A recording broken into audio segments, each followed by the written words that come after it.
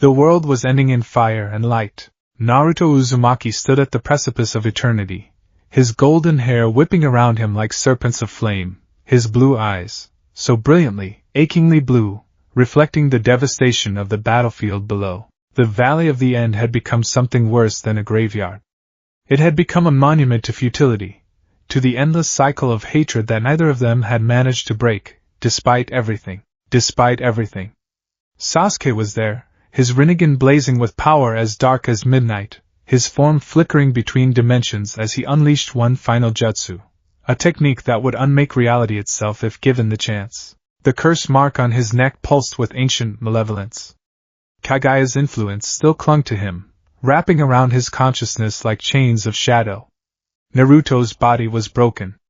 He could feel it, the cracking of ribs, the burning in his muscles, the way his chakra reserves, usually so infinite, so boundless, were finally, mercifully empty. The nine-tailed fox within him had spent the last of its strength. Kurama's presence in his mind had become faint, almost a whisper. "I'm sorry, Kit," the ancient beast rumbled, each word a labor. "Looks like this is where we part ways." "No," Naruto gasped out, his voice hoarse from screaming jutsu names, from calling out to a man who would never hear him. "We're going to win, Kurama. We promised. We're going to change everything." But even as he said it, Naruto knew it was a lie. Sasuke's final Chidori was upon him, its electric shriek tearing through the air like the world's last scream. Naruto threw up his hands, gathering what little chakra remained, and the two techniques collided in a burst of light so brilliant that it erased shadow itself. The pain was absolute. Naruto felt something fundamental tear inside him, not his body, but something deeper. Something essential. His consciousness began to fracture like a mirror dropped from a great height, reflecting infinite copies of himself falling into an abyss of white light. His last thought, crystalline and sharp despite the agony, was of Sasuke's face. Not twisted in hatred, but in that moment after the killing blow when understanding bloomed, the realization that they had both failed. Then there was nothing.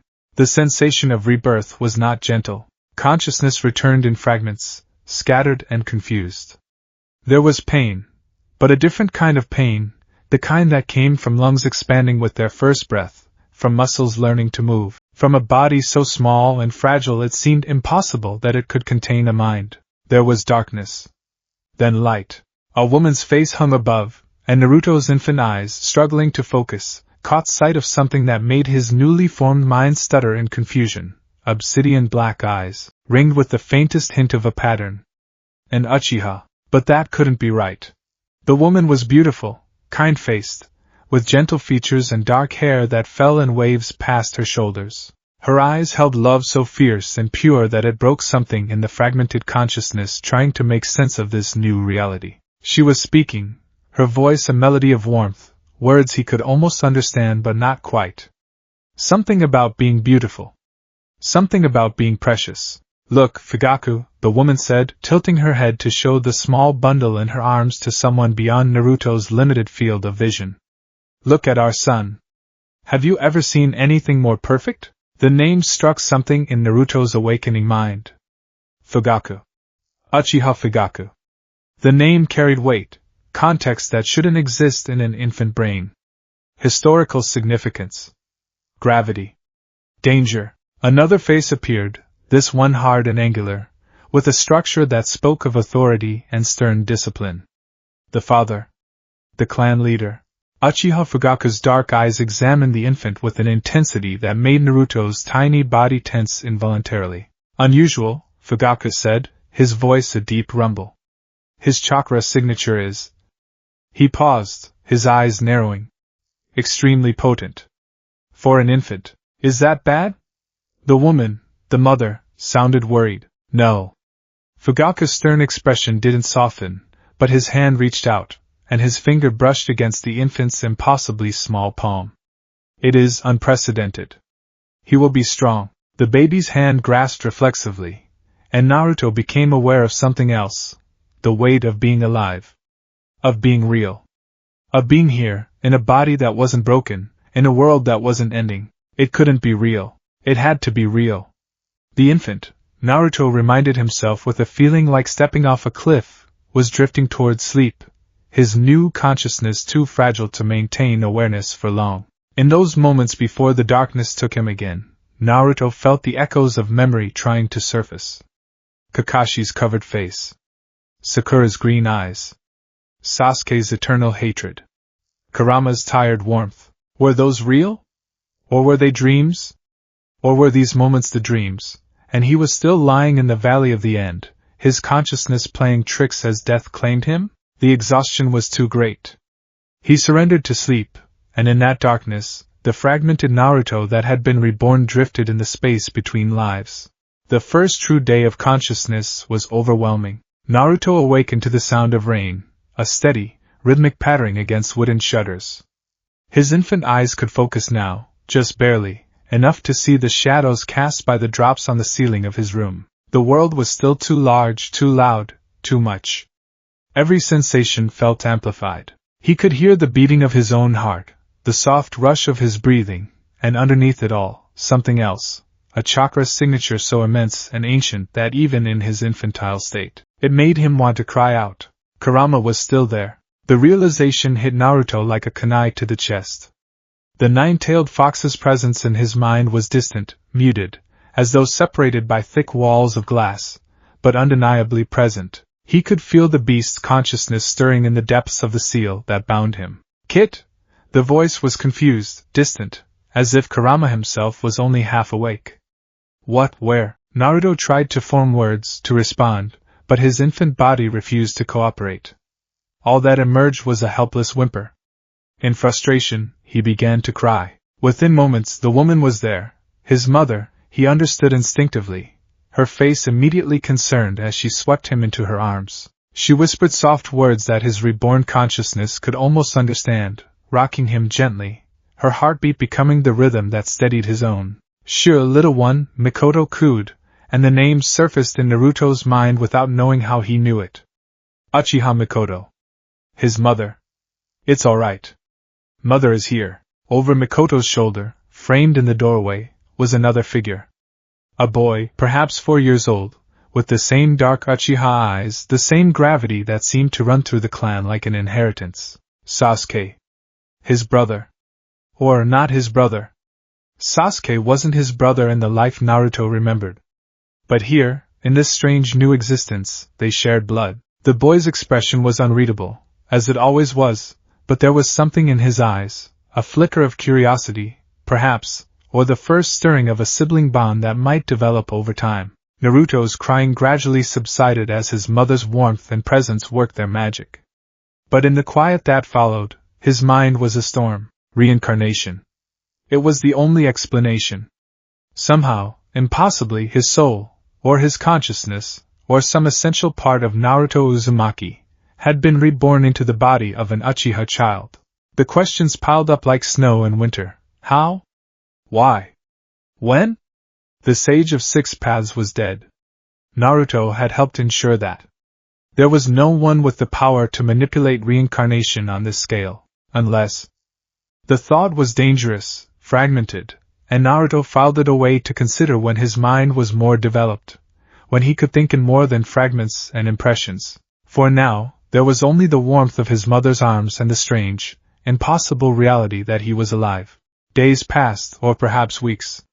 In the early days of infancy, time had no real meaning. Everything was sensation, hunger, fullness, warmth, cold, the feeling of being held, the texture of blankets against delicate skin. But underneath these simple sensations, Naruto's mind was working, slowly processing the impossible truth. He was an Uchiha. More specifically, he was Uchiha Naruto, born to Fugaku and Mikoto, the newest heir to one of the 5 great clans. When he felt his parents' expectations radiating from them in waves of hope and ambition, when he sensed the weight of dynastic expectations settling on his infant shoulders, he almost laughed, would have laughed if he could form the expression. He'd spent his entire first life fighting against expectations, carving out his own path through sheer stubbornness and refusal to accept limits. And now fate, or the universe, or some cosmic joke of a higher power, had placed him in the heart of a dynasty, the Uchiha. Born shinobi. Cursed with pride. damned by ambition, but they were also his people now. When he lay in his crib and observed his father's stern face, when he felt the weight of his father's gaze upon him, Naruto sensed something beyond the hardness. Fugaku cared. In his own cold, measured way, he loved his children. It was there in the way he would check on them at night when he thought no one was watching, in the minute softening of his eyes when Mikoto praised one of her sons, and Sasuke. Sasuke was a puzzle wrapped in a mystery wrapped in a tragedy waiting to happen. Naruto could sense it in the boy's chakra signature, a darkness that had no source yet, a hatred that hadn't yet crystallized. But in these early days there was still just a child who looked at his baby brother sometimes with something that might have been protective instinct. On the 14th day of Naruto's life as an Uchiha, something extraordinary happened. His eyes changed. Naruto wasn't sure how he knew it was happening. There was no pain, no physical sensation to indicate the transformation. But suddenly, the world snapped into focus with a clarity that left him gasping. Details that had been fuzzy became sharp. Colors became richer. The chakra signatures around him, previously just impressions of heat and presence, became visible, threads of energy flowing through the people around him like rivers of light. And in his own eyes he felt the unfamiliar weight of a new structure. The Sharingan. The Uchiha's most precious gift. But that was impossible. Infants didn't manifest the Sharingan. Even exceptional Uchiha rarely awakened the bloodline limit before their teenage years. Yet there it was, settling into place in Naruto's eyes like it had always belonged there, like his ocular nerves had simply been waiting for him to give them permission to transform. Naruto's mother discovered it when she was changing his clothes. Her sharp intake of breath brought Fugaku running, and father and son stared at each other for a long moment, the newborn with his newly awakened crimson eyes spiraling with Tomo, the clan leader with his mature Sharingan trying to comprehend what he was seeing. Impossible, Fugaku breathed. An infant manifesting the Sharingan. Is it dangerous? Mikoto asked, her voice trembling with a mixture of awe and concern. I don't know, Fugaku admitted, and the confession seemed to cost him something. His hand reached out, and Naruto felt his father's chakra brush against his own, examining, searching for signs of strain or instability. After a moment, Fugaku withdrew, his expression more confused than ever. His eyes are stable. The Sharingan isn't straining him. It's as though he was always meant to have them, Mikoto finished softly. Naruto, still too young to speak, could only watch his parents with his new eyes and wonder at the mystery of his own existence. In the back of his mind, Kurama stirred again. Kit, the nine-tailed fox rumbled, his presence somehow stronger now that the Sharingan had awakened. What is happening to us? I can sense something familiar. Something I haven't felt since. Since what? Naruto wanted to ask, but his infant vocal cords weren't equipped for such complex questions. Kurama's thoughts were a tangle of confusion and something else. Something that might have been recognition, or fear, or both. This isn't natural, the beast continued. Something is wrong with the fundamental structure of the seal. No. Not wrong. Changed. As if someone has rewritten it from the inside. Rewritten the seal? That made even less sense than the reincarnation itself. The seal had been Minato's masterwork, perfect and inviolable. But in this new life, with an infant's mind still crystallizing around fragments of an older consciousness, Naruto couldn't find the energy to investigate further. He was alive. He had eyes that could see. He had a mother who loved him and a father who was beginning to regard him with something approaching wonder rather than merely stern expectation. For now, that would have to be enough. The weeks turned into months, and Naruto's awareness of the world crystallized into something more coherent. He could recognize faces now. He could distinguish between his mother's gentle voice and his father's commanding tones. Sasuke had begun to interact with him more, teaching the infant to track movement with his eyes, a game that seemed to delight the older boy despite his natural stoicism. But the real changes were happening in Naruto's mind. As his body grew stronger, as his infant mind began to develop along more normal pathways, the memories of his previous life became clearer. They didn't come as coherent episodes. His brain was still too young to process continuous narrative, but as flashes. Fragments. Sensations that carried the weight of genuine experience. He remembered the feeling of Sasuke's chidori piercing his chest. He remembered Kakashi's single eye closing as he fell. He remembered the taste of ramen and the sound of Hinata's voice saying his name. He remembered the weight of friendship and the impossible burden of being the last hope of the shinobi world. These memories caused him to cry sometimes, without understanding why. His parents would comfort him, attributing his tears to the discomforts of infancy. They had no way of knowing that their son was mourning a life they knew nothing about. By Naruto's 4th month, the clan had begun to whisper about the miracle child. An infant with a fully awakened Sharingan was unprecedented, but the whispers went deeper than simple admiration for rare talent. There was something about Naruto's demeanor that was strange. His eyes, when those spiraling red eyes fixed on someone, carried an awareness that went far beyond what an infant should possess. When clan healers came to examine him, they would finish their inspections with furrowed brows, unable to find anything wrong, unable to explain the unnaturalness of his development. One day, when Naruto was particularly alert, Fugaku brought another visitor to his chambers. The man was old, with the bearing of someone accustomed to command, and his Sharingan, visible even as he rested in darkness, carried the weight of countless years. An infant with a manifested Sharingan, the elder said, his voice like dry parchment. In all my years, I have never heard of such a thing. We are as baffled as you are, Fugaku replied, and there was something almost vulnerable in his tone. The healers cannot find any abnormality. His chakra is enormous, disproportionate to his age, but perfectly controlled. The elder leaned closer, and Naruto felt his Sharingan being examined with an intensity that was almost invasive. The old man's own ocular jutsu was probing, searching for secrets that Naruto didn't consciously possess. After a long moment, the elder withdrew. There is something about him, he said slowly. Something I cannot quite define. His eyes are beautiful, perfectly formed, but there is an otherness to them, as if they have seen things that eyes so young should never have witnessed. Naruto wanted to laugh. The old man's intuition was disturbingly accurate. What does it mean? Fugaku asked. I don't know, the elder admitted, and in his voice, Naruto heard the rare sound of genuine uncertainty. But I suspect that this child is not ordinary. Whether that is a blessing or a curse remains to be seen. Time continued to march forward, and Naruto's body grew stronger while his mind struggled with the impossible contradiction of his existence. By his first birthday, he was doing things no 1-year-old should be capable of. He was crawling, then walking, with a stability and grace that suggested he had done it 1,000 times before, which, in a sense, he had. He was speaking words at ages when other children only babbled, though he was careful to limit his vocabulary to what seemed age-appropriate. He didn't want to cause panic. His relationship with Sasuke deepened in ways that Naruto found both strange and painfully familiar.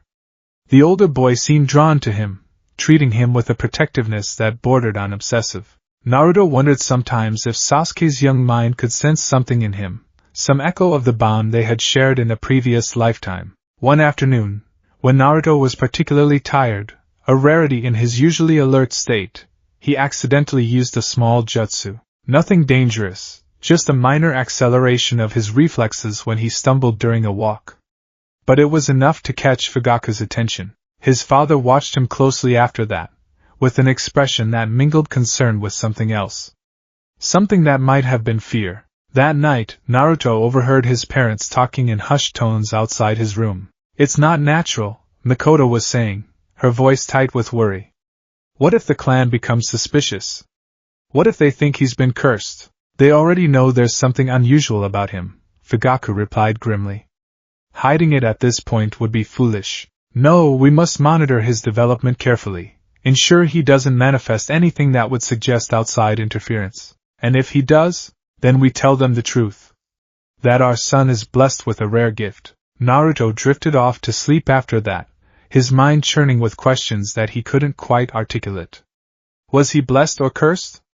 Was this reincarnation a gift or a punishment? And more pressingly, what would happen when his strange nature could no longer be hidden? The real turning point came on the night of Naruto's 2nd birthday celebration. The entire clan had gathered in the Uchiha compound's Great Hall.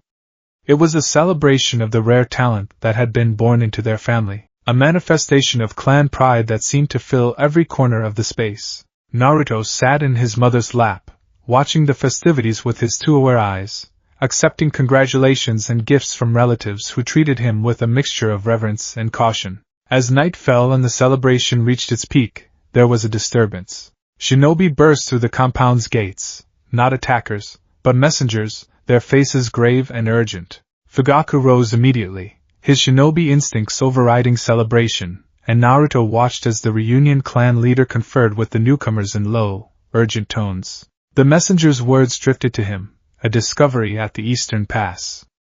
Ancient sealing arrays. Signs of reincarnation jutsu. The elders believe someone has tampered with fundamental forces.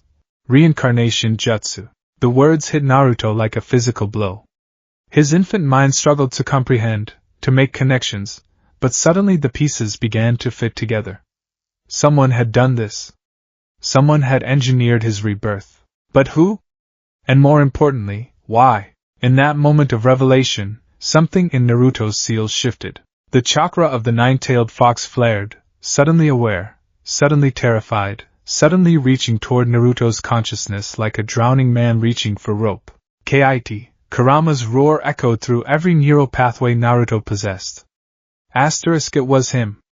The old bastard, he did this, But the consciousness fragmented before the thought could complete, breaking into something that was almost a sob of relief and anguish and terrible recognition. Naruto's Sharingan blazed brighter, and every eye in the hall turned toward the toddler sitting in his mother's lap. His eyes glowed with power that had no business being housed in such a small body, and in their depths, those watching could see something vast and ancient stirring. The celebration ended immediately, dissolving into chaos as the clan rushed to protect their youngest prodigy. Fugaku reached his son in 3 strides, his protective instinct overriding all other considerations. But Naruto was already coming back to himself, his eyes dimming, his small body trembling with the effort of containing forces that wanted to break free. "I'm sorry," Naruto gasped out in words that seemed too complex for a 2-year-old, his voice carrying layers of understanding that belonged to someone far older. "I'm sorry, I didn't mean to, but the damage was done."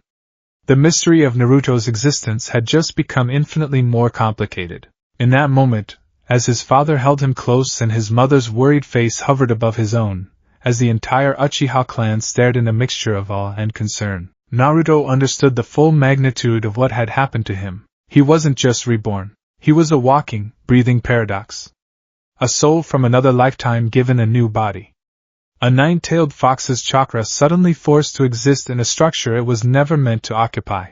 A mystery wrapped in an Uchiha body with eyes that had learned to see truths that most shinobi never approached. His second life had only just begun, and already the universe was beginning to tear itself apart at the seams. Kurama's presence in his mind was a constant now, no longer distant and confused, but present and aware and haunted by a recognition that Naruto was only beginning to understand himself. As Fugaku carried his extraordinary son from the hall, whispers following like shadows, Naruto looked back over his father's shoulder at the shocked faces of his clan. 2 lives. 2 souls. 1 impossible body. The question was no longer whether this would change everything. The only question now was how much. That night, after the compound had settled and everyone had been sent to their chambers, Naruto lay alone in his crib. His 2-year-old body was exhausted, but his mind would not rest. He focused on his eyes, on the Sharingan that spiraled in crimson perfection, and began to examine them with the clarity that only a consciousness twice lived could manage. The Tomo moved like living things, responding to his thoughts, his emotions, his intentions. But there was something more than that. Buried in the seal of his eyes, underneath the base structure of the Sharingan, there were markings. Familiar markings. Protective markings. Sealing arrays. Hundreds of them, woven into the very fabric of his bloodline ability. They were binding something. Containing something. In a moment of terrible clarity, Naruto understood. His eyes weren't just awakened. They were designed. Specifically crafted to contain the 9-tailed fox's chakra in a way that the original seal never had. The genius of it made him want to cry. The cruelty of it made him want to scream. Someone had done this. Had calculated the probability of reincarnation, had created a mechanism for it, had somehow managed to engineer Naruto Uzumaki's rebirth into an Uchiha body equipped with the exact sealing mechanism needed to safely house the Nine-Tails' power. But who?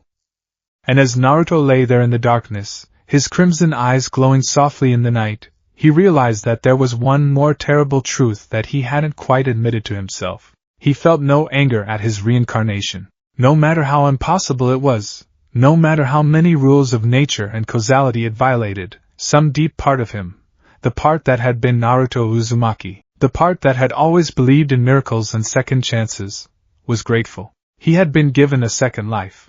And in his own way, Naruto Uzumaki, now Uchiha Naruto, was ready to live it, even if it killed him. The years between Naruto's second birthday and his sixth seemed to compress and expand simultaneously, as if time itself was uncertain how to treat someone who existed in two moments at once. The Uchiha compound became a place of whispered conversations and careful observation, a gilded cage where a miracle child was simultaneously celebrated and scrutinized with the intensity of scientists studying an anomaly. Fugaku had made a decision in the weeks following the chakra flare that had revealed Naruto's true nature. Rather than hide the truth from the clan, he had leveraged it, framing his youngest son as a prodigy of unprecedented talent, a child born with gifts that defied conventional understanding but were undeniably aligned with Uchiha strength.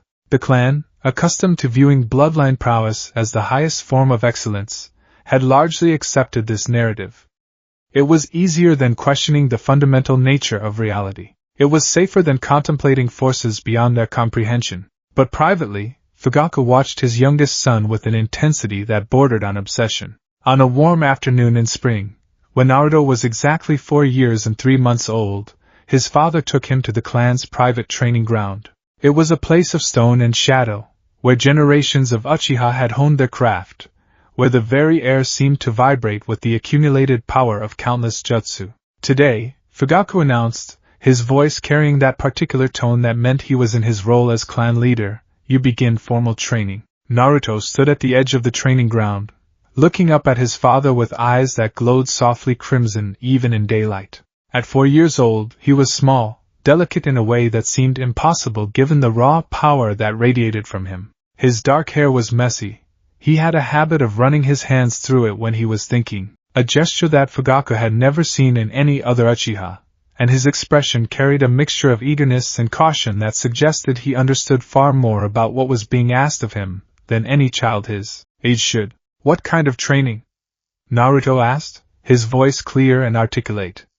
The speech of a 4-year-old, grammatically perfect but without the rushed enthusiasm typical of his age. Everything about Naruto was like this.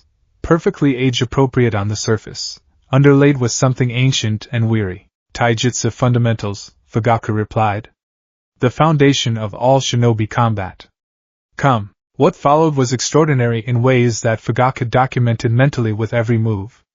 Naruto's body, despite its small size, moved with a fluidity that suggested muscle memory from a previous existence. His form was impeccable, his stance balanced, his transitions smooth, his instincts for positioning already developed beyond what 4 years of life should produce. But what truly astounded Fugaku was not Naruto's natural talent. It was his willingness to fail. When Fugaku demonstrated a technique and had Naruto attempt to replicate it, the child would try, and when he inevitably failed, because his body was still too small, his control still too developing, he did not rage or cry or demand.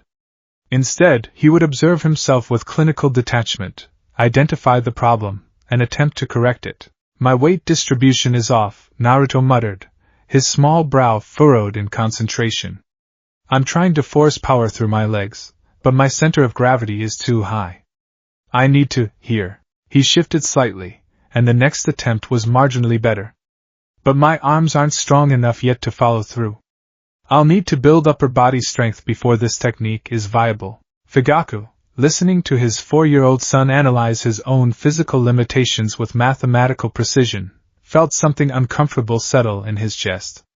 It was not quite fear, not quite awe. It was something between, something that whispered that his son was not quite right, was not quite of this world. "Good observation," Fugaku said carefully, his tone betraying none of his inner turmoil. "Continue with strength conditioning." We will revisit this technique in 6 months. As the weeks progressed into months, the pattern became clear. Naruto would approach training with an intensity and focus that was almost inhuman. He would practice the same technique for hours without complaint, analyzing each iteration, considering improvements, pushing the boundaries of what his young body could accomplish. There was no arrogance in this drive, no assertion that he was special or deserved special treatment. If anything, Naruto seemed almost humble about his abilities, crediting his progress to discipline rather than innate superiority. This humility was perhaps the strangest thing of all, in a clan where pride was not merely accepted but expected, other Uchiha noticed. By Naruto's 5th birthday, whispers had begun to circulate beyond Fugaku's inner circle. The youngest heir possessed talent that rivaled clan members twice his age, but lacked the arrogance that typically accompanied such ability. Some praised this as a sign of exceptional character. Others saw it as suspicious, an indication that something was fundamentally alien about the boy. On Naruto's 5th birthday, his brother Sasuke presented him with a gift. It was a scroll, sealed with careful brushwork, containing a training regime designed specifically for his brother. Sasuke, now 9 years old and beginning his own journey toward the high expectations that the Uchiha placed on their heirs, had spent weeks studying Naruto's progress and creating a program tailored to his specific developmental needs. When Naruto opened the scroll and read through it, his Sharingan eyes widened slightly. "This is really good, Sasuke," Naruto said softly. "You analyzed my form from last month and identified the exact points where I need to focus improvement."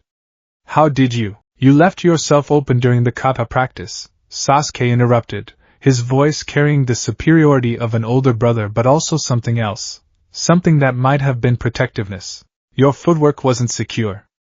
I designed exercises to strengthen your ankles and feet.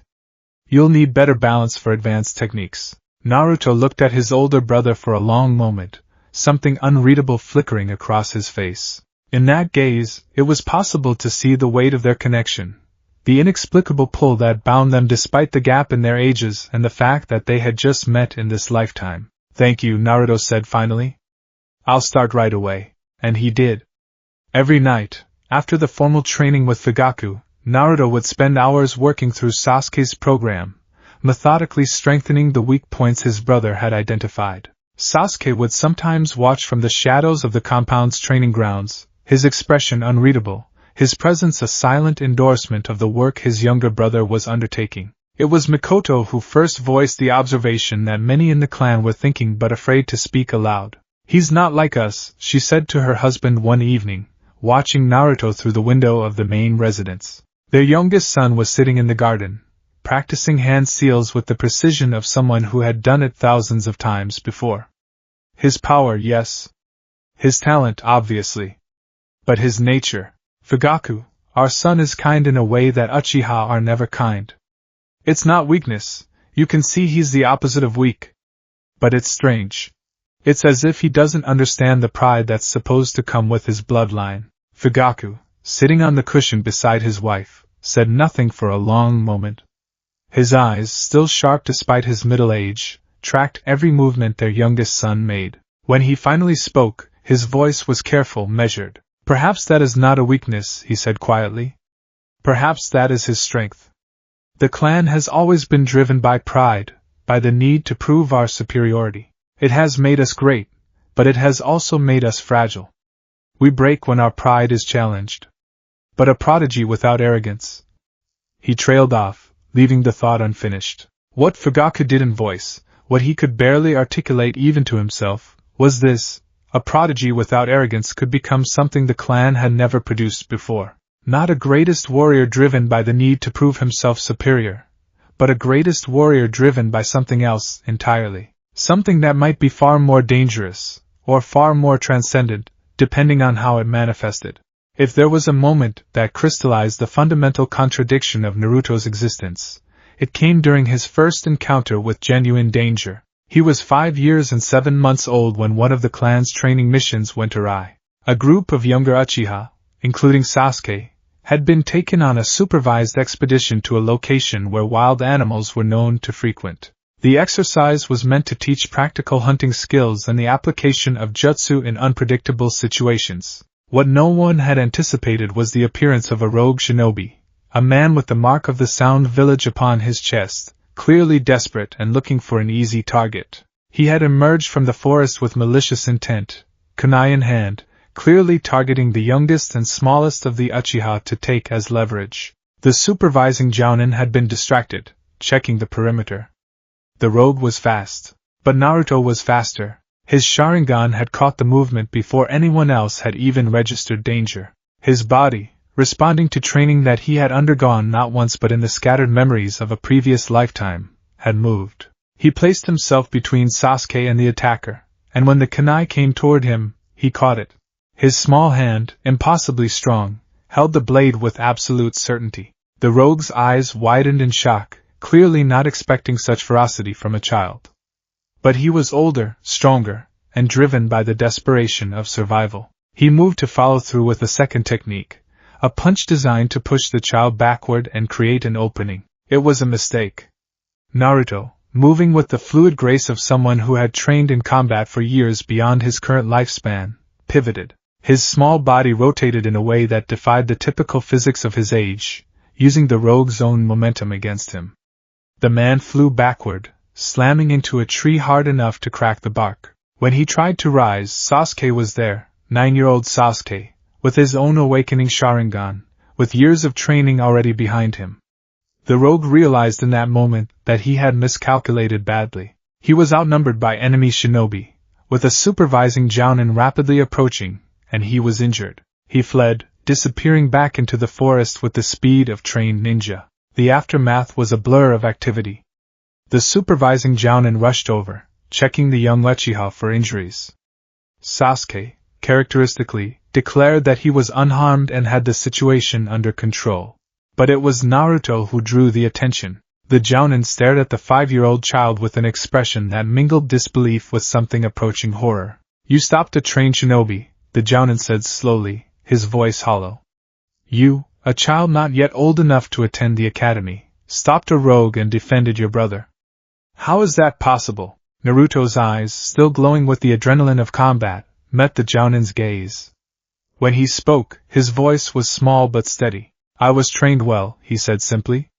"And I needed to protect my brother." But there was something in his tone, in the way he said it, that suggested he understood the depth of what the jounin was reacting to. He understood that what he had just done was impossible. He understood that his nature was becoming increasingly undeniable. When the story made its way back to the clan, and in the Uchiha, such stories always made their way back, the response was mixed. Some viewed Naruto with renewed admiration, seeing only a prodigy whose talent had manifested in action. Others looked at him with wariness, sensing that there was something fundamentally different about the youngest heir. Fugaku's response was to increase Naruto's training regimen.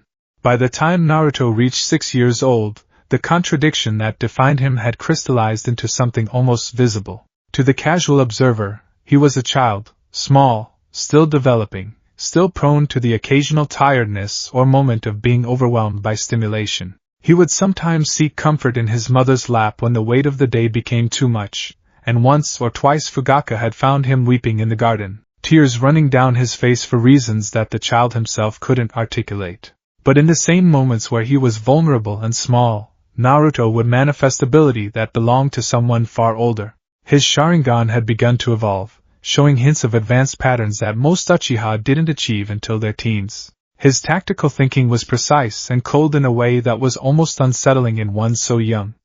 His training discipline was absolute, unshakable. It was Mikoto who articulated what Fugaku could not. "He's lonely," she said one evening, watching her youngest son sit by himself in the garden, his Sharingan eyes reflecting the light of the setting sun. "Our brilliant, extraordinary son is profoundly, desperately lonely." "He has us," Fugaku said, but there was doubt in his voice. "He has the clan.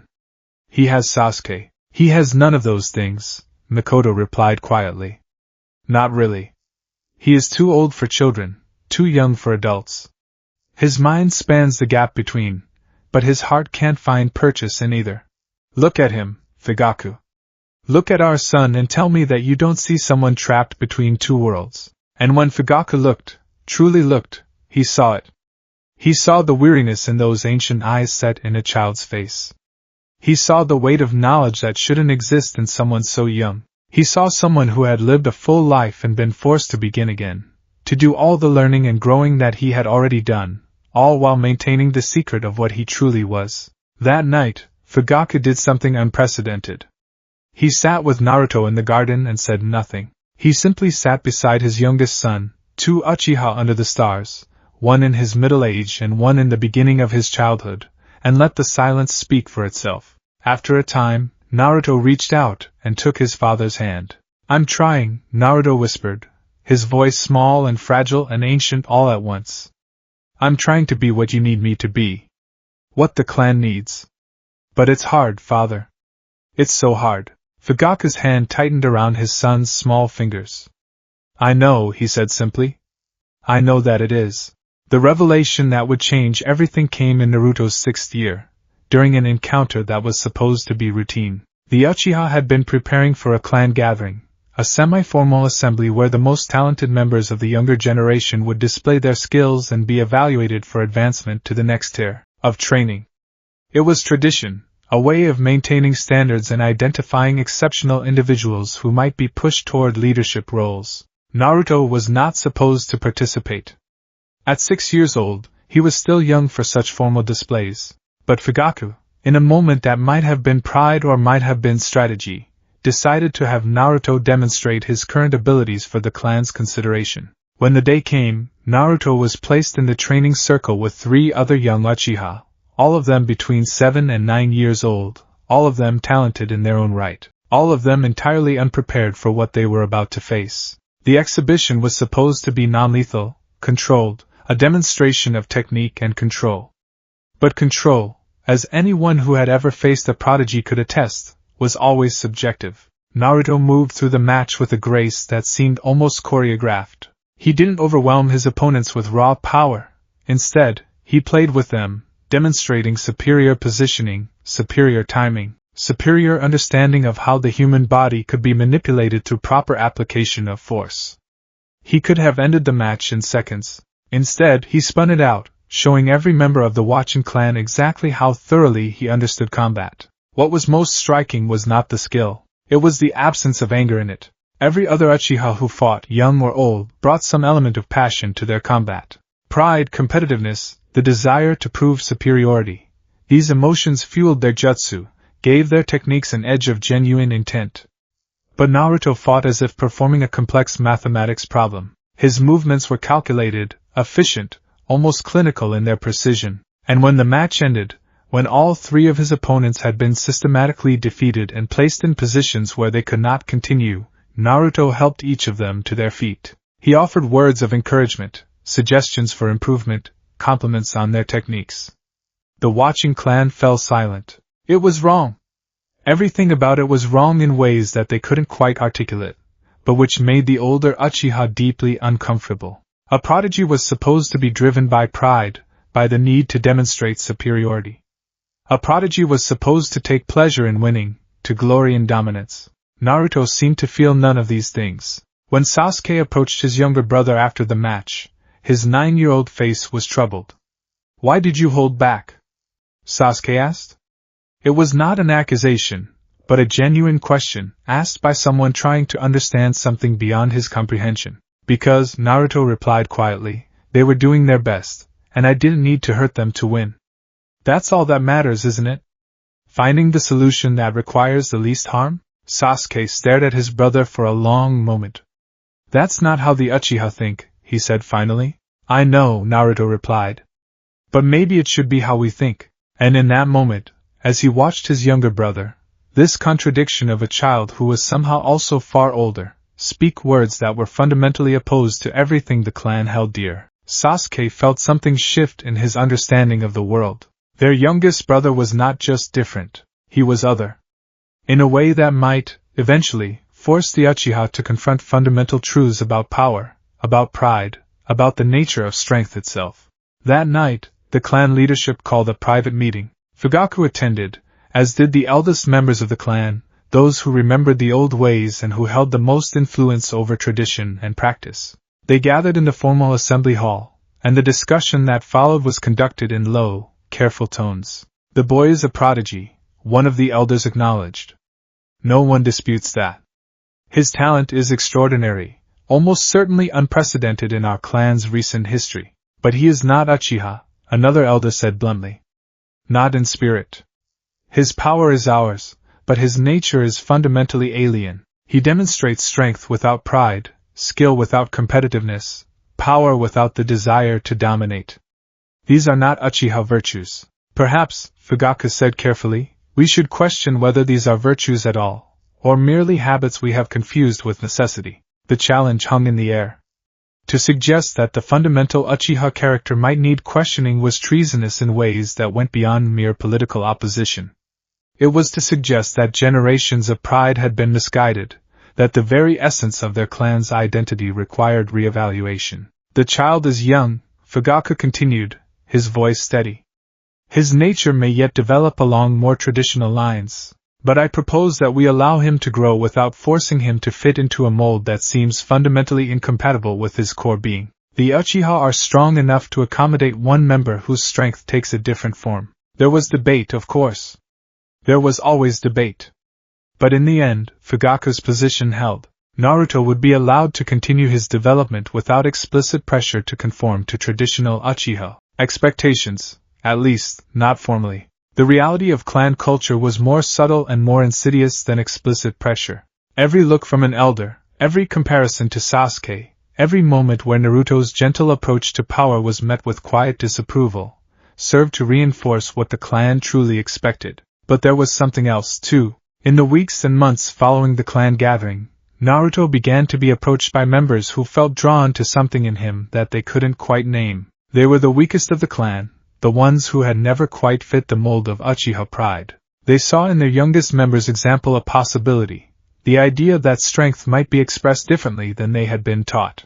And when one of these members, a young woman who had never manifested the Sharingan, who had always been viewed as a disappointment by traditional standards, asked Naruto if he could help her with her training, he said yes without hesitation. By Naruto's 7th birthday, he had begun to gather around him a small group of Uchiha who were, in their own ways, misfits. And he was teaching them a philosophy of strength that was revolutionary in its simplicity.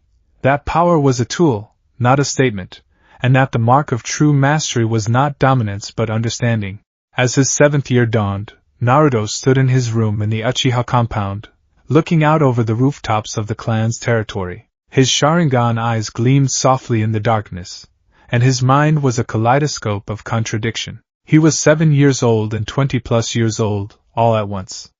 He was a child learning to walk through the world and an ancient soul trapped in a body too small for its consciousness. He was an Uchiha, born of the proudest clan in the shinobi world, yet fundamentally incompatible with everything the clan claimed to value. In his pocket, he carried a small stone from the Valley of the End, something that his subconscious had managed to hold onto through the process of reincarnation, a physical anchor to the life he had left behind. He would sometimes touch it, feeling the weight of memories that might have been dreams. "Are you all right, little brother?" Sasuke's voice came from the window. His older brother, now 10 years old and beginning to show the promise that the Uchiha had always known he possessed, seemed concerned. "Just thinking," Naruto said. He turned to face Sasuke, his ancient eyes and his child's face meeting his brother's gaze. "About what it means to be strong. About what it means to be Uchiha. And what conclusion have you reached?" Sasuke asked. He sat on the windowsill with the casual grace of someone entirely comfortable with his own place in the world, or at least, convincingly pretending to be. "I don't know," Naruto admitted. "I think maybe being strong means something different to each person. And maybe the clan needs to learn that." Sasuke was silent for a long moment. Then, slowly, he nodded. "Perhaps you're right," he said. And the weight of his acknowledgement was profound, because Sasuke was the chosen heir, the one who embodied Uchiha ideals in their purest form. For him to entertain the possibility that those ideals might need revision was, in its own way, revolutionary. "I'm scared," Naruto said, and the admission seemed to cost him something. "There's so much I remember that I shouldn't, and so much I've forgotten that I should. I'm trying to be a good Uchiha, but I'm not sure that I know how. And I'm trying to be the person I was before, but I'm not sure that person exists anymore. Sasuke reached out and placed a hand on his younger brother's shoulder, a gesture of support that was uncharacteristically warm for the usually reserved air. You'll figure it out, Sasuke said. You always do. And as Naruto looked at his older brother, at this boy who in another timeline would become his greatest rival and his greatest source of pain, he felt something like hope stir in his chest. Maybe, just maybe, this second life wouldn't be a repetition of the first. Maybe it could be something entirely new. That night, as Naruto drifted towards sleep, he felt the presence of Kurama shift within him, no longer distant and confused, but present and almost peacefully resigned to this strange new existence. You know, the ancient beast rumbled, his voice warm with something that might have been resignation or might have been acceptance. I'm starting to think that this was supposed to happen. That maybe, after everything, the universe got one thing right. What's that? Naruto asked, his consciousness fragmenting as sleep began to claim him. Giving you another chance, Kurama said simply. You always were too stubborn to stay dead. And with that, Naruto Uzumaki, reborn as Uchiha Naruto, slipped into sleep, his mind and body finally, if only for a few hours, in harmony. But in the clan's headquarters, the elders were still talking. And in the darkness of the forest beyond the compound, someone was watching with eyes that glowed with a light that no normal shinobi could produce. The reincarnation of Naruto Uzumaki was only the beginning. The real mysteries, the ones that would shake the very foundations of the shinobi world, were still waiting to be uncovered. And Naruto, with his mixture of childish enthusiasm and ancient weariness, his contradiction of gentle power and lethal skill, was at the center of it all. The burden was only growing heavier, and the child, for he was still, in many ways, just a child, was only beginning to understand just how much weight he would eventually be forced to bear. The Konoha Academy for Shinobi was a place of controlled chaos, where children of all ages mixed and mingled in various stages of training, their natural exuberance tempered only slightly by the weight of shinobi discipline. It was here, on a morning when spring had fully settled into the village and the cherry blossoms were beginning their annual fall, that Uchiha Naruto made his official entrance into the structured world of shinobi education. He was 7 years old, small for his age despite the intensity of his training, with dark hair that refused to stay properly combed and eyes that gleamed with a Sharingan that most students wouldn't manifest until their teenage years. As he walked through the academy's main gates with his father, every head turned. Whispers followed in his wake like shadows. That's the youngest Uchiha heir, someone murmured. The one with the precognitive Sharingan. I heard he can already perform advanced jutsu. My father said the clan is calling him a prodigy. But look at him, he's so small. How is he supposed to keep up with students who are already 5 or 6 years into their training? Fugaku walked beside his youngest son with the bearing of a man entirely unconcerned with the opinions of others. His presence alone was enough to silence most of the chatter, though whispers continued in more muted tones. When they arrived at the academy's administrative office, where the entrance assessments were being conducted, the headmaster himself came out to greet them. Uchiha Fugaku, the elderly man said, his voice carrying the warmth of someone greeting a peer rather than a subordinate. And this must be young Naruto. It's an honor. Fugaku inclined his head slightly. The honor is ours. My son is ready for formal instruction. What followed was a series of assessments, tests of chakra control, physical ability, comprehension of basic jutsu theory, and tactical thinking. Naruto moved through them with the efficiency of someone who had done this all before, though his current physical form made some of the tasks more challenging. His chakra control was extraordinary for his age, refined and precise in a way that suggested he had been training for far longer than his 7 years of life. His understanding of jutsu theory was almost eerie. He could explain concepts that academy students typically struggled with until their teenage years. But the most remarkable thing was his approach to failure. When asked to perform a taijutsu combination that was too advanced for his current size and strength, Naruto didn't try to force it or become frustrated. Instead, he modified the technique to work within his physical parameters, demonstrating that he understood the underlying principles well enough to adapt them. When given a written test on shinobi history, he answered every question correctly, his responses showing insight that went beyond mere memorization. By the end of the assessment period, the headmaster was staring at the young Uchiha with an expression that mingled confusion with awe. I have never, the man said slowly, encountered a 7-year-old quite like your son. His talent is exceptional. Genuinely exceptional. I believe he should be placed in advanced instruction, possibly even tested for the intermediate academy tracks. Fugaku's expression betrayed nothing, but Naruto could sense his father's satisfaction, a subtle warmth in his chakra signature that indicated approval. That would be acceptable, Fugaku said. Ensure that he is challenged appropriately. And with that, Naruto was enrolled. His first day of classes was both easier and more complicated than he had anticipated. The advanced track for his age group consisted of 6 other students, all of them between 7 and 9 years old, all of them from clan families that could afford private instruction before entering the academy. They were talented, certainly, but none of them possessed Naruto's strange combination of skill and strangeness. His teacher, a middle-aged jounin named Takeshi, took one look at Naruto's entrance form and immediately understood that something was unusual about the newest addition to his class. The boy's skill set was too refined, too cohesive, and most tellingly, too focused on concepts that most 7-year-olds hadn't even heard of. Uchiha Naruto, Takeshi said, studying his new student during the first lesson. Your assessment scores are impressive. Tell me, who taught you to fight? My father, Naruto replied, his voice even and calm in a way that seemed almost rehearsed.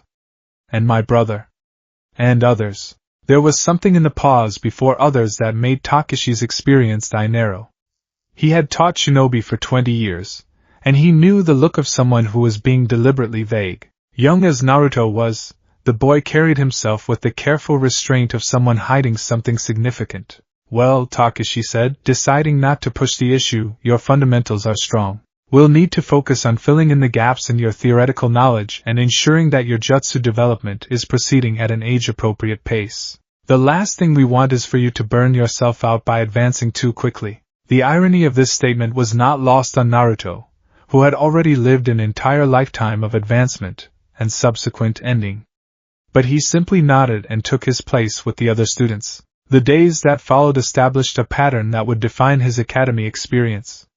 In structured lessons, Naruto was exceptional but not shockingly so. He answered questions correctly but rarely volunteered information unless directly asked. He demonstrated techniques with precision and control that impressed his instructors, but he never showed off or attempted anything that might draw undue attention. In every way, he seemed to be carefully calibrating his performance to remain impressive without being utterly impossible. But outside of formal instruction, Naruto was something different entirely. During lunch breaks, he would sit with the other students and engage in the kind of casual conversation that children his age typically enjoyed.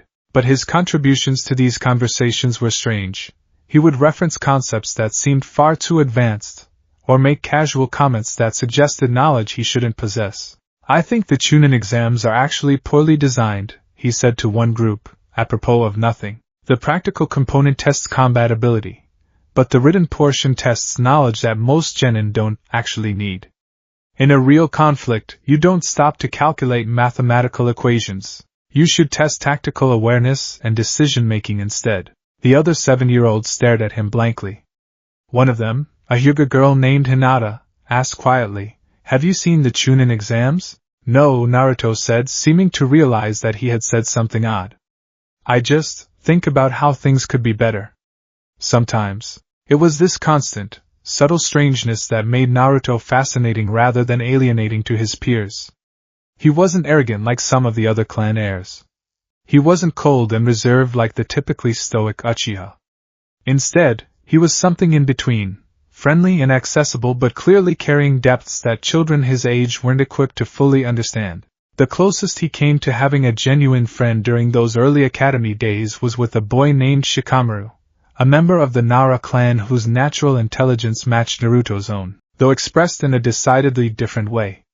While Naruto approached problems with the precision of someone who had been trained from birth in combat, Shikamaru approached them with the lazy genius of someone who understood the patterns underlying all complexity. They met in the library, of all places.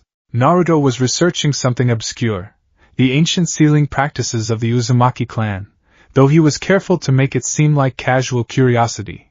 When Shikamaru found him, the Nara had been assigned to find books on clan history for a project, and he'd wandered into the section where Naruto was sitting. "You're reading about sealing theory," Shikamaru observed, settling himself next to Naruto with the kind of ease that suggested he had no concern about social hierarchies or whether he was welcome. "That's troublesome.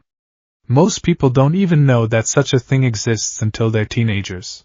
"I find it interesting," Naruto said carefully. "The idea that chakra can be bound and constrained by written symbols is fascinating from a theoretical perspective." "It's more than theory," Shikamaru said, and there was something knowing in his eyes that made Naruto's Sharingan flare slightly. "Sealing is incredibly practical. It's just not taught much because it requires a lot of precision and discipline. Most clan heirs prefer to focus on combat jutsu." They sat in silence for a moment, each reading their respective books. Then Shikamaru said, without looking up, "You're not really 7 years old, are you?" Naruto's hands stilled on the page. His Sharingan blazed brighter for just an instant before he consciously dampened it. When he finally responded, his voice was very quiet. "What makes you say that?" "The way you read," Shikamaru replied. "You're not struggling to understand the concepts. You're synthesizing them. Creating new connections. That's not something children do. Also, you have this look sometimes, like you're remembering something instead of learning it. It's troublesome." Naruto closed his book carefully. "If I told you that you were right, I would be telling you something that very few people know. Something that might make it dangerous to know you." Shikamaru finally looked up from his own book. His dark eyes, so similar in color to Naruto's own Sharingan, were thoughtful and analytical. "What kind of something?" "The kind that I'm not entirely sure about myself," Naruto said honestly. "Something that doesn't make sense. Something that shouldn't be possible." Shikamaru said, returning to his book. "That's too troublesome to worry about right now. We have research to do. Whatever your situation is, it's probably less complicated than trying to understand the nuances of ancient sealing theory." And that was how Naruto gained his first friend in the academy, not through shared experience or forced proximity, but through mutual recognition that something unusual existed between them. Neither of them ever explicitly discussed the nature of Naruto's strangeness again, but Shikamaru's knowledge colored their interactions, creating a baseline of understanding that allowed them to be more authentic with each other than Naruto was with almost anyone else. By the time Naruto had been at the academy for 2 months, something had become undeniably clear.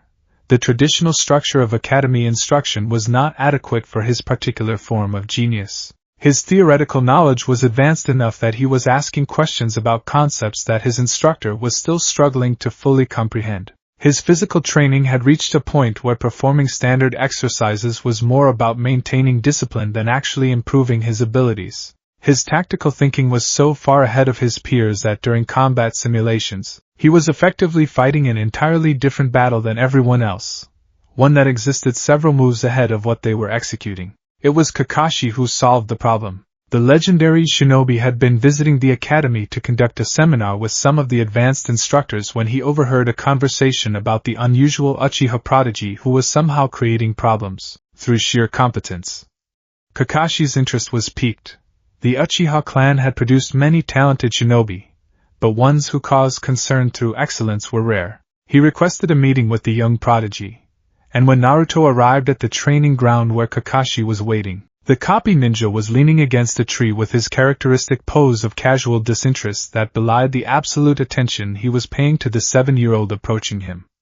"Uchiha Naruto," Kakashi said, his single visible eye studying the child with an intensity that made Naruto's instinctive defensive reactions activate.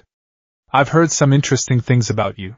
Apparently, you're a bit of a puzzle." "I don't know what you mean," Naruto said, though his voice carried a note of irony that suggested he absolutely did know. "No?" Kakashi tilted his head. "I hear you've already mastered the basic shinobi curriculum despite being several years younger than the average student. I hear that your instructors are running out of ways to challenge you. I hear that you're somehow both exceptionally talented and yet somehow also unusual." Naruto's Sharingan eyes remained steady. "Is there something you wanted, Kakashi-sensei?" The use of sensei was interesting. It acknowledged Kakashi's status without being deferential or obsequious. Kakashi, who had trained enough powerful shinobi to recognize the signs of genuine maturity, felt something settle in his understanding. "I want to know, Kakashi said slowly, where you learn to fight like someone who has already died in battle. The words hung in the air between them. Naruto's expression didn't change, but his chakra signature did. It spiked and then deliberately smoothed itself, like someone consciously controlling their emotional response. I don't know what you're talking about, Naruto said carefully. I think you do, Kakashi replied. I've fought enough opponents to recognize the difference between someone who is skilled and someone who is skilled because they've already learned every lesson that combat can teach. You move like someone waking up from a long sleep. Like you already know where the traps are. Naruto was silent for a long moment. Then, very quietly, he said, if what you're suggesting is true, it would be impossible. It would violate every principle of how the world is supposed to work. Most impossible things are impossible for good reason, Kakashi agreed. But some impossible things happen anyway. The question is what you plan to do about it. I plan to go to the academy, Naruto said carefully. I plan to graduate. I plan to become a shinobi and do my best to protect my village and my clan. I plan to honor the people who gave me the second chance, whatever that chance might be. Kakashi was quiet for a long time. Then he said, would you like to train with me?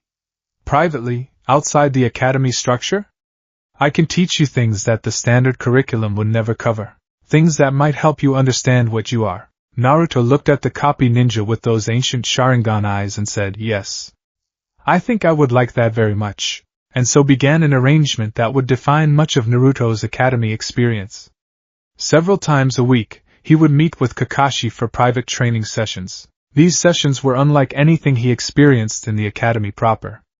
Kakashi didn't ask him to perform feats of physical prowess or demonstrate mastery of standard jutsu. Instead, he engaged him in philosophical discussions about the nature of power, the ethics of combat, the weight of decision-making under pressure. They would sometimes spar, and Kakashi would adjust his technique based not on what Naruto's body was capable of, but on what his consciousness seemed capable of understanding. It was training designed not for a 7-year-old, but for an ancient soul trapped in a 7-year-old's form. You were Jinchuriki, Kakashi said one afternoon, after they had finished a particularly intense training session. It was not a question. Yes, Naruto replied. He saw no point in denying it to someone who had clearly already deduced the truth. The nine-tailed fox. That explains the seal structure I can sense in your Sharingan, Kakashi said thoughtfully. The way your chakra is bound is unusual. Whoever engineered your reincarnation knew exactly what they were doing. They created a body and bloodline specifically designed to house the nine-tails chakra in a way that would be stable. Do you know who did it? Naruto asked. No, Kakashi said. But I have suspicions. And most of them point to someone who should be dead. If I'm right, we're dealing with something far more complicated than simple reincarnation. We might be dealing with someone who has learned to manipulate the very fundamentals of death and rebirth itself. Naruto felt Kurama stir at this, the ancient beast's consciousness reaching toward the edges of awareness. The nine-tailed fox had no more answers than Naruto did, but the possibility that someone had deliberately orchestrated his return to existence was troubling in ways that Naruto was only beginning to comprehend. Back in the academy proper, Naruto continued his careful balancing act between being impressive and being impossible. He never scored perfectly on exams, though he could have. He demonstrated fighting techniques that were advanced for his age, but not so advanced as to be completely unprecedented. He asked insightful questions in class, but not so many that he drew excessive attention. The other students accepted him as one of their own, a prodigy, certainly, but not an outsider. This was partly because Naruto made conscious effort to be likable. He would help other students with their training when they asked, offering advice that was always practical and never condescending. He would share food during lunch, sit with different groups of students, and generally make himself accessible in ways that many clan heirs did not.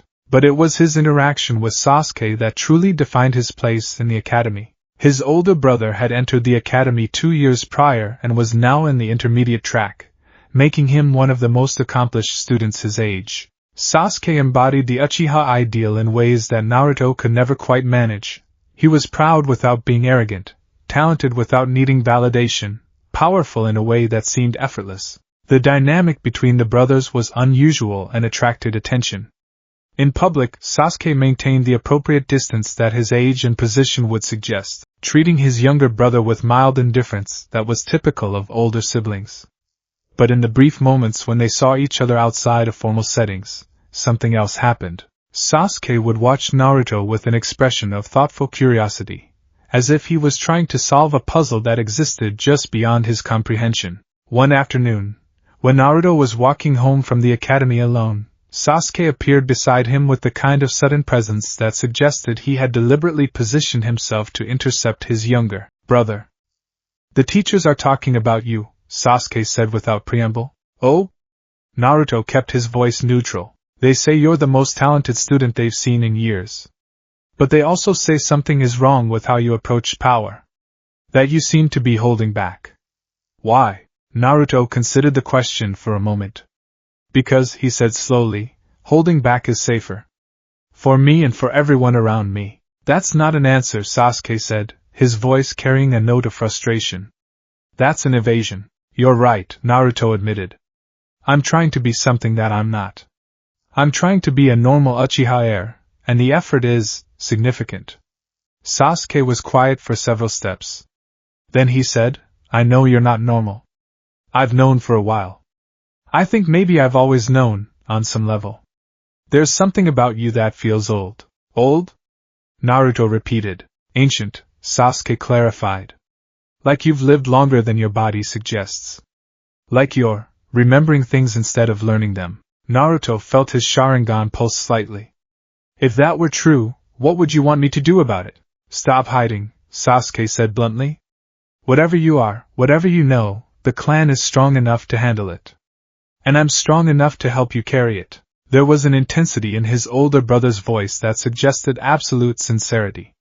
And Naruto, listening to Sasuke's offer of support, felt something crack open inside him. This was the Sasuke from before the hatred, before the darkness, before the spiral into obsession with power and revenge. This was the boy that Naruto had known, the companion that had eventually become his greatest rival. "Thank you," Naruto said quietly. "I'm going to need that help more than you know." The rest of Naruto's academy years proceeded with increasing intensity. By the time he was 10 years old and approaching graduation, he had established himself firmly as one of the most exceptional students in his age group. His theoretical knowledge was almost encyclopedic. His practical skills were advanced by years beyond his physical age. His tactical thinking was mature and comprehensive. But more importantly, he had begun to manifest unusual abilities that even his instructors couldn't quite classify. One day, during a combat simulation, one of his classmates suffered a serious injury. A jutsu had missed its target and connected with a vital area. The student collapsed, bleeding internally, requiring immediate medical intervention.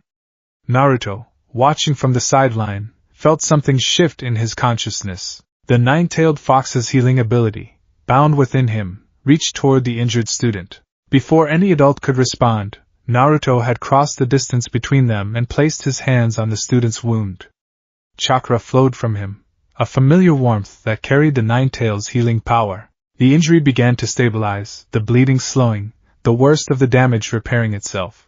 When the medical ninjas arrived moments later, they found the injured student already recovering, their most critical injuries already beginning to heal. "What did you do?"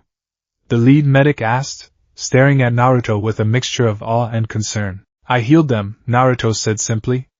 "I don't know how, exactly. I just knew that I could." Reports of this incident made their way up the chain of command, and suddenly, people who had been politely curious about the unusual Uchiha prodigy became intensely interested in understanding his exact nature and capabilities. Minato, the fourth Hokage himself, requested a meeting with the young shinobi. Naruto entered the Hokage's office with the kind of nervous anticipation that any child would feel when summoned by the village's highest authority. But as soon as he saw the fourth Hokage's face, that distinctive golden hair and bright blue eyes, something deep within Naruto's consciousness stirred. In the previous timeline, this man had been his father. The realization hit him with the force of a physical blow, and he had to consciously control his chakra to prevent it from flaring visibly. "Uchiha Naruto," Minato said, his voice warm and welcoming in the way that had once been the most comforting sound in Naruto's existence. "I've heard remarkable things about you. And I believe you met my son recently. Naruto's breath caught. Your son? Naruto, the fourth Hokage said, and there was something almost vulnerable in his expression. He was an important figure in my life. I thought the name might have been a coincidence, but the more I learn about you, the more I wonder. Naruto understood in that moment that Minato didn't know. He didn't understand that his son had been reborn as an Uchiha child. The knowledge existed only in Naruto himself, and perhaps in the consciousness of whatever force had orchestrated this entire situation. It's just a name, Naruto said carefully. A common one. Perhaps, Minato said, but his blue eyes were studying the young Uchiha with sudden intensity. Still, I wanted to meet you. To understand what you are. I'm a student, Naruto replied. Trying to learn to be a shinobi. You're much more than that, Minato said gently. The reports suggest that you have unusual healing abilities, advanced tactical thinking, and a depth of understanding about power that should be impossible for someone your age. You're also an Uchiha with an activated Sharingan, manifested at an age that should be impossible. Tell me truthfully, what are you? Naruto met the fourth Hokage's gaze directly. In his father's eyes that in another life had looked at him with love and pride, Naruto saw both Minato the political figure and Minato the man. Both versions deserved honesty, even if the full truth was impossible to give. I'm someone who is trying to be better than I was before, Naruto said. I'm someone who carries power that was never meant for someone my age. I'm someone who remembers things that I shouldn't remember and forgets things that I should know. I'm complicated. Minato was silent for a long moment. Then he reached out and placed a hand on Naruto's shoulder. I recognize something in you, he said quietly. Something I felt once before, in someone very important to me. I don't know what it is, but I want you to know that I'm here if you need help.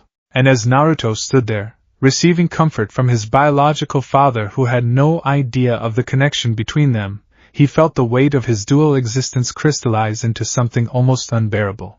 By the time Naruto graduated from the academy at age 10, he had become something of a legend among his peers. He was the youngest shinobi to ever graduate with honors, the only Uchiha to manifest an activated Sharingan before entering formal shinobi training, and the only student to demonstrate healing abilities while still in the academy. But more than that, he had become something unique in the structure of Konoha's power hierarchy, a shinobi who was respected for his abilities but not feared, who was talented but not arrogant, who carried power but used it with consideration. On the day of graduation, standing in the assembly hall with his academy-issued forehead protector tied around his head, Naruto felt the weight of 2 lives settling onto his shoulders with a kind of finality. He was no longer just a prodigy in training. He was a fully recognized shinobi of Konoha, ready to face the responsibilities and dangers that came with that title.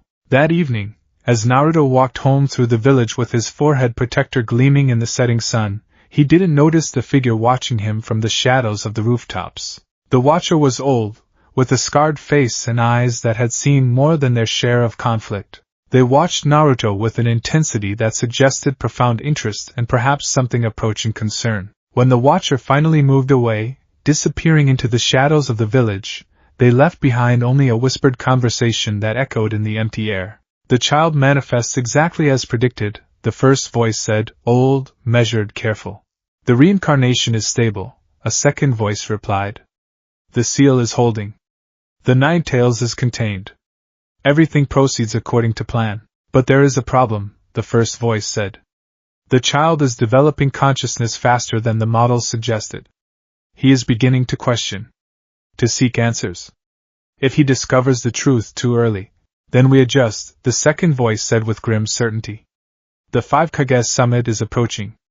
There will be opportunity. And in the darkness of Konoha's night, the shadows that had once shaped Naruto Uzumaki's first life were beginning to move again, drawn to the reborn child like moths to flame. The mystery of Naruto's reincarnation was far from over. In fact, it was only just beginning to reveal its deepest, most dangerous layers.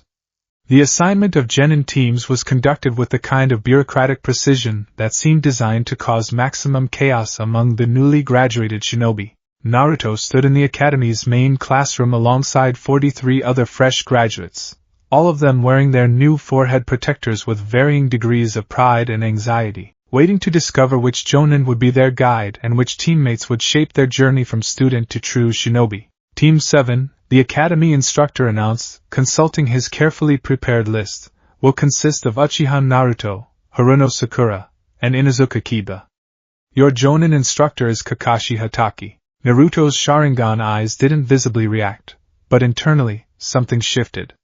Of course it was Kakashi. Of course the universe, or fate, or whatever force governed such things, would place him under the instruction of the man he had once called teacher. The irony was sharp enough to draw blood. Sakura appeared less than thrilled about the assignment, her expression suggesting that she had hoped for placement with someone else, probably Sasuke, who had been placed on Team 8 with Shino Aburame and Hinata Hyuga. Kiba, on the other hand, seemed energized by the prospect, his chakra signature practically vibrating with excitement at the challenge of training with a legendary Jonin.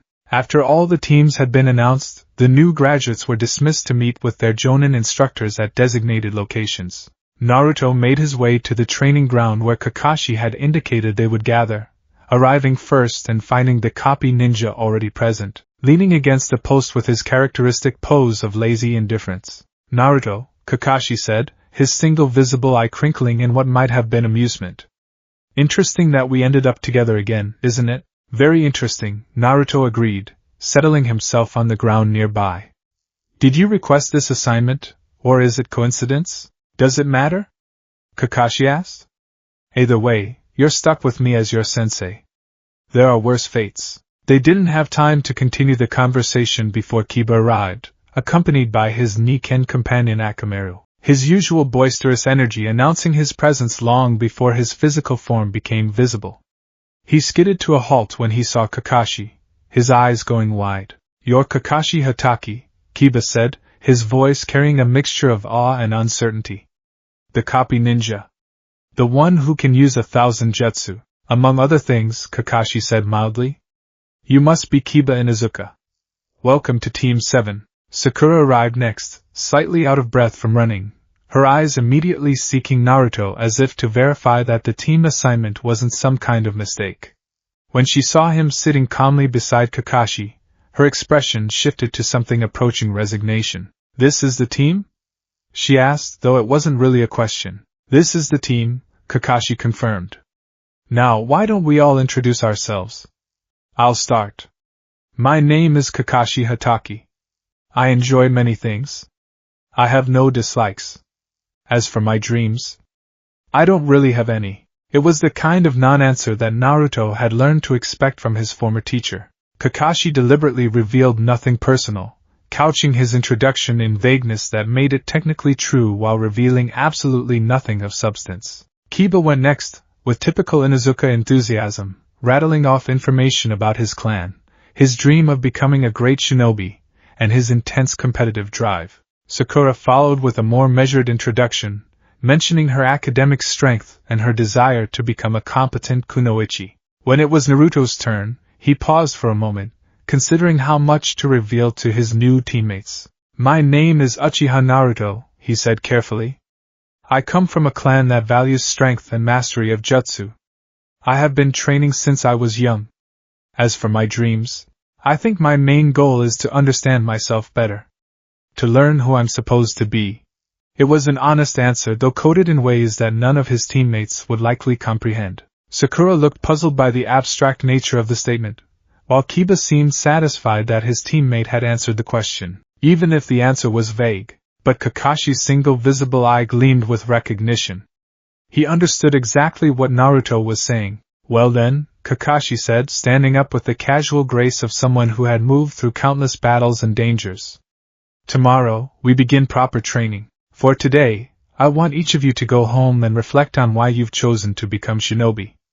Understanding your motivation will be important for what comes next. Over the following weeks, Team 7's dynamic began to crystallize into something complex and multifaceted. Kakashi's approach to training was unconventional. Rather than immediately pushing them toward combat applications, he focused on fundamental skill development, chakra control through exercises that seemed absurdly simple but required intense concentration, meditation practices designed to expand their awareness, and philosophical discussions about the nature of power and responsibility. A shinobi is not merely a weapon, Kakashi would say, usually while standing upside down in a tree or some other position that suggested the laws of physics meant nothing to him. A true shinobi understands that power without wisdom becomes destruction. Strength without compassion becomes tyranny. You are learning to be warriors, but more importantly, you are learning to be people worthy of wielding that power. Kiba found this frustrating initially.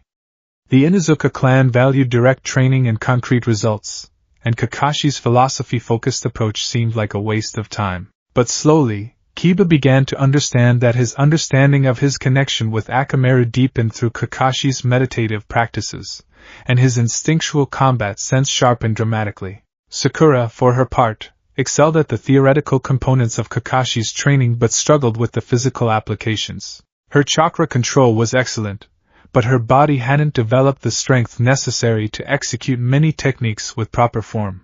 Kakashi adjusted her training to focus on endurance building and precise chakra channeling, recognizing that her strength would eventually develop given time and discipline. Naruto, meanwhile, presented a different challenge entirely. He excelled at everything. His chakra control was naturally exceptional. His physical conditioning was years ahead of his chronological age. His tactical thinking was so advanced that Kakashi often had to artificially handicap their training sessions to prevent him from solving every problem instantaneously. But more than that, Naruto seemed to be genuinely struggling with something that had nothing to do with physical training. It was during the third week of Team 7's formation that Kakashi finally confronted it directly. They were running a training exercise, a complex scenario where each team member had been assigned a specific objective that could only be achieved through cooperation. Kiba had been tasked with gathering intelligence, Sakura with providing medical support, and Naruto with defensive positioning. The exercise was designed to test their ability to work together toward a common goal while managing different skill sets. Naruto completed his assigned task efficiently and then, instead of waiting for his teammates to finish, he completed their tasks as well. He gathered the intelligence more comprehensively than Kiba could have managed alone, he provided medical support with greater precision than Sakura, and he maintained his defensive position while simultaneously executing their objectives. When the exercise ended, Kakashi dismissed Kiba and Sakura early but asked Naruto to remain. "You're not supposed to do other people's jobs," Kakashi said, his tone conversational but with an edge of criticism beneath it. "You're supposed to enable them to do their jobs." "I was more efficient," Naruto replied, but there was something defensive in his voice. "Efficiency isn't always the goal," Kakashi said. "Sometimes, growth requires inefficiency. Sometimes, the process is more important than the result. You're preventing your teammates from developing by not giving them the opportunity to stretch themselves." "I'm just trying to complete the objective," Naruto said, frustration creeping into his voice. "No," Kakashi said, his single eye boring into Naruto with sudden intensity. "You're trying to maintain control. You're trying to ensure that nothing goes wrong by handling everything yourself. That's not teamwork, Naruto. That's isolation wrapped in competence." The words struck something deep within Naruto's consciousness. Because they were true. They were absolutely true. In his previous life, he had learned to be self-reliant to the point of obsession, carrying the weight of the Nine Tails and the fate of the world on his shoulders alone for far too long. And now, reborn with greater power, with a body and mind that could do almost anything, he was unconsciously repeating the same pattern. "I don't know how to do it any other way," Naruto admitted quietly. "Then that's what you need to learn," Kakashi said. "Not jutsu. Not tactics. You need to learn how to be vulnerable enough to trust other people. That's a harder lesson than any technique I can teach you." Around the same time that Kakashi was pushing Naruto to confront his control issues, something else began to happen. Fragments of Naruto's previous life started surfacing with increasing frequency and intensity, as if the stress and stimulation of shinobi training was dislodging memories that had been suppressed or buried in his reborn consciousness. It started small, a flash of blue sky that suddenly became the Valley of the End, a moment of Kiba's voice mixing with the memory of Sasuke's during a particularly intense training session, the taste of food triggering memories of ramen stands and friendships. But by the end of the first month, the memories were becoming harder to ignore. Naruto would be meditating during one of Kakashi's sessions and suddenly find himself experiencing a complete memory from his previous life, not as a fragment or impression, but as a fully coherent episode, as vivid as though it were happening in real time. The first major memory that surfaced without warning came during a sparring session with Kakashi. Naruto was executing a combination of taijutsu moves when something shifted. His body remembered a technique that belonged to a previous lifetime, not an Uchiha technique, but a form he had learned from watching countless battles, from studying his father's movements, from developing his own unique fighting style. The technique flowed through him naturally, muscle memory translating across the barrier between lives. For just a moment, Naruto wasn't a 10-year-old Uchiha training with a Jonin sensei. He was older, stronger, fighting in a real battle with the weight of actual consequence. The memory crashed through him like a wave. He saw Sasuke's face twisted in hatred and sorrow, saw his own hands reaching out to stop his brother from falling into darkness, felt the desperate certainty that they were both failing each other completely. He felt the connection of jutsu clashing with jutsu, the burning sensation of overwhelming power, the moment when everything fell apart. Naruto's training strike, which had been carefully controlled to avoid serious injury, suddenly carried actual force. It was only instinct, Kakashi's reflexes, that allowed him to dodge. The kunai that Naruto was holding sliced through the air where Kakashi's head had been moments before, the blade sharp enough to draw blood. The Jonin dropped back, assessing the situation with sudden, intense focus. Naruto? Kakashi's voice was careful, controlled, but carrying an undertone of deep concern. Stay with me. What are you experiencing? Naruto was breathing heavily, his Sharingan eyes blazing bright red, his form trembling with the overflow of chakra that he couldn't quite control. Images were still flashing through his mind, so many images. A blond man with red markings on his face. A woman with red hair and an ornament like a seal. A beast so vast it could swallow mountains whole. A sky that was falling. I'm remembering, Naruto gasped out. I'm remembering all of it. The battles. The people. The end. Your previous life? Kakashi asked, his tone suddenly urgent. All of it, Naruto repeated. Everything I was supposed to forget. It's all coming back. Kakashi moved with decisive speed, placing his hands on Naruto's shoulders with a firm but gentle grip. Listen to me. You're experiencing what's called a consciousness surge. Too many memories trying to manifest simultaneously. It can be dangerous. I need you to focus on my voice. Count down from 10. Breathe with me. Naruto focused on the sound of Kakashi's voice, using it as an anchor. Together, they worked through a breathing exercise, slowly bringing Naruto's chakra back under control and calming the storm of memory that was threatening to overwhelm his consciousness. It took nearly an hour for Naruto to stabilize fully. By the end, he was sitting on the ground with his back against a tree, completely exhausted, his Sharingan eyes having faded back to their normal crimson state. Tell me what you remember, Kakashi said, settling beside him. But carefully. Don't try to process everything at once. Just fragments. I remember a man named Minato, Naruto said slowly. I think he was important. I think maybe he was my father. Kakashi's entire body went very still. The fourth Hokage? Kakashi asked carefully. Was his name Minato Namikaze? Naruto asked, his voice sounding very young and lost despite the ancient knowledge behind his eyes. Yes, Kakashi confirmed. Naruto, what are you telling me? I'm telling you that I was someone else before I was born into the Uchiha clan, Naruto said. I'm telling you that I've lived an entire lifetime, and fragments of it are coming back to me now. And I'm telling you that I have absolutely no idea what that means or what I should do about it.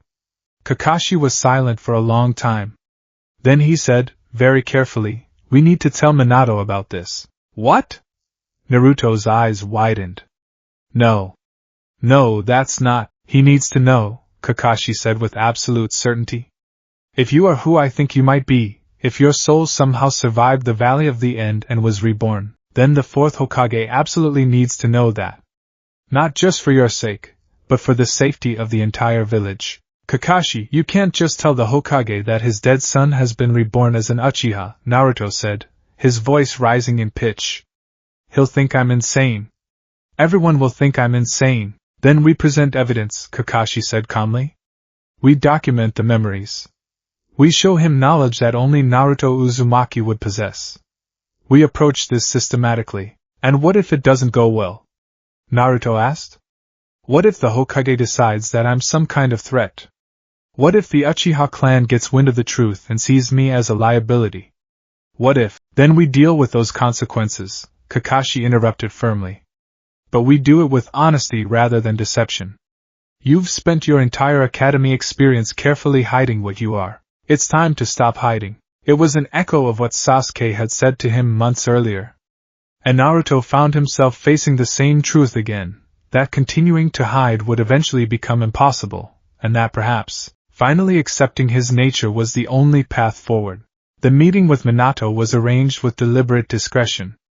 Kakashi sent a coded message that bypassed normal channels, and the fourth Hokage agreed to meet with his copy ninja at a private location after sunset. Naruto arrived at the designated meeting point, a small, isolated clearing on the outskirts of the village, with his heart feeling like it might explode from his chest. Kakashi was already there, standing with his characteristic calm. Minato arrived moments later, his golden hair gleaming in the fading twilight, his expression curious but cautious.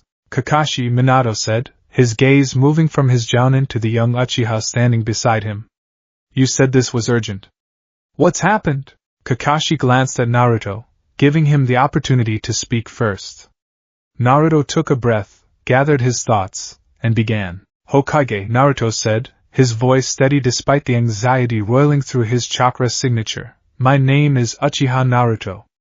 But before I was Uchiha Naruto, I was someone else. I was Naruto Uzumaki. The silence that followed was absolute and crushing. Minato's entire body went rigid. His hand moved instinctively toward his weapons, not in aggression but in the kind of automatic response someone makes when confronted with something that violates the fundamental laws of reality. His eyes, so similar in color to the Sharingan that Naruto bore, filled with tears and confusion. That's impossible, Minato said, but it wasn't a denial. It was a plea, a desperate hope that this young Uchiha would explain how this impossible thing had actually occurred. My son is dead. I felt his death.